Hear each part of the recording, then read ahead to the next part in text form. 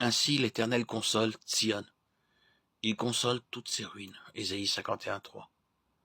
Heureux les affligés, ceux qui pleurent, ils seront consolés. Matthieu 5:4. Tout d'abord Sion. Ce nom signifie ensoleillé, élevé. Elle représente les vainqueurs dans l'Église et Jérusalem, toute l'Église. Sion est l'Église céleste et spirituelle, selon la pensée de Dieu, celle qui répond au cœur de Dieu. Mais de Sion, il est dit, tous y sont nés, et c'est le Très-Haut qui l'a fermi. Psaume 87:5. Tous y sont nés parle de l'élection de l'Église, un corps élu dès avant la fondation du monde. Éphésiens 1:4. Dieu se sert à chaque génération de quelques croyants avec lesquels il obtient l'instrument de son intervention et le vase pour l'expression de sa pleine pensée. Ces hommes, au cœur sans partage, sont l'objet des assauts de Satan. Ils ont part à la coupe, et la souffrance est leur lot. Il est vrai que vous boirez la coupe que je dois boire, et que vous serez baptisés du baptême dont je dois être baptisé. Marc 10:39. Ils prennent part aux souffrances pour son corps, qui est l'Église. Colossiens 24. Ils souffrent en raison des situations avec lesquelles ils ont à faire face, qui résultent d'un état de profond déclin spirituel et de ruine dans le peuple de Dieu. Satan est animé d'une très grande haine contre Sion, car elle est l'expression pleine de la croix qui permet à Dieu d'avoir quelque chose entièrement du ciel, entièrement de l'esprit. Ceux qui sont à Sion sont l'objet de ses consolations alors qu'ils traversent la vallée de Baca, psaume 84:7.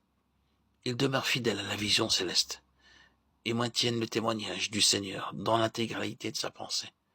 Ils travaillent à ramener ceux qui se sont éloignés et dont la vie spirituelle doit être restaurée, car eux aussi, à cause des grandes compassions de Dieu, seront l'objet de ses consolations. Il console toutes ces ruines.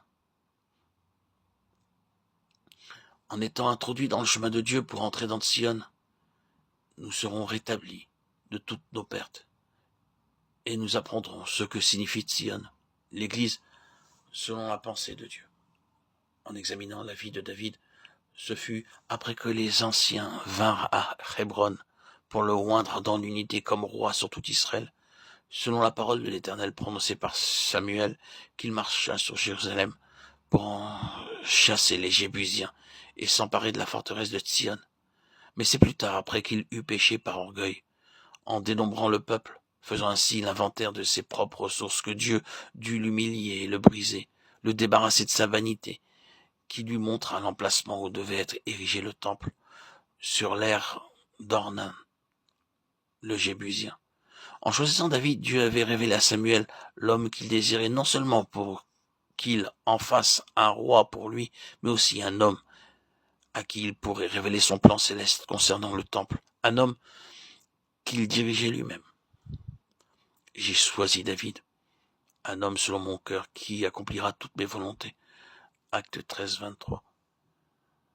Ce fut en raison d'un tel dessein que Dieu le fit passer par de douloureuses et pénibles épreuves pour le briser et le libérer de ses propres concepts et de son orgueil. C'est ce qu'il mentionne dans le psaume 132:1. Éternel, souviens-toi de David et de toutes ses peines.